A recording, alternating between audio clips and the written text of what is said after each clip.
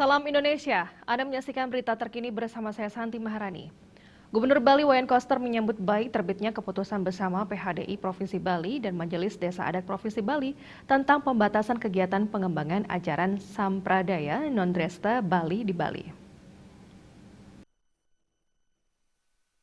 Dalam siaran persnya Kamis 17 Desember, Gubernur mengatakan keputusan bersama ini sangat penting bagi kehidupan Krama Bali, sekaligus menjadi jawaban atas aspirasi dan harapan Krama Bali yang telah muncul sejak lama tanpa ada kepastian jawaban. Munculnya ajaran Sampradaya Non-Dresta Bali di Bali telah menimbulkan kerisauan, kekhawatiran, dan gangguan terhadap tatanan kehidupan beragama Hindu di Bali sesuai dengan Dresta Bali, yaitu adat istiadat, tradisi, seni, budaya, dan kearifan lokal Bali yang merupakan fundamental kehidupan Krama Bali. Koster menambahkan keputusan bersama PHDI dan MDA Provinsi Bali juga merupakan pengejawantahan visi pembangunan daerah Bali Nangun Satkerti Loka Bali melalui pola pembangunan semesta berencana menuju Bali era baru. Pihaknya mengaku sangat menghormati dan mendukung terbitnya keputusan bersama tersebut dalam mewujudkan tatanan kehidupan Krama Hindu di Bali yang rukun, damai, dan tertib yang telah terbangun dan mengakar selama berabad-abad berdasarkan adat istiadat, tradisi, seni, budaya, dan kearifan lokal Bali. Tatanan kehidupan inilah yang sesungguhnya merupakan jati diri asli Krama Bali, Genuine Bali.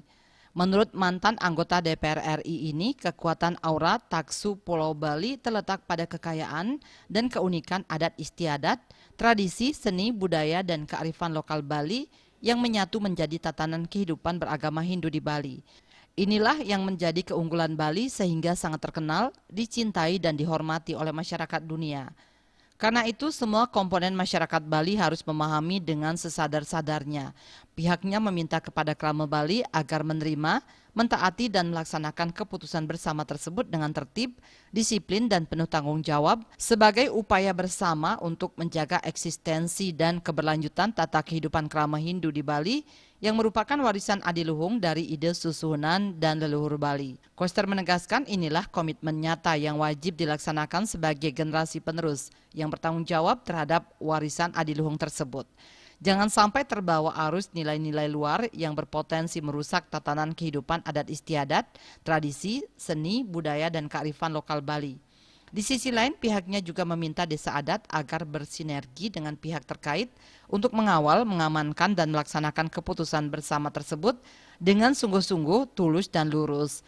Gubernur juga mengajak semua pihak agar bersatu padu dan solid bergerak dengan penuh semangat guna menghadapi berbagai permasalahan dan tantangan dinamika perkembangan zaman secara lokal, nasional, dan global yang berdampak terhadap masa depan tatanan kehidupan Krama Bali dalam memasuki Bali era baru. Bali Post melaporkan.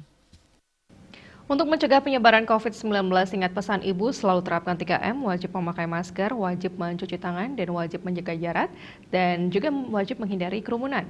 Dengan penerapan perilaku 3M, Indonesia segera terbebas virus corona menuju Indonesia maju. Tetaplah bersama Bali TV, salam Indonesia.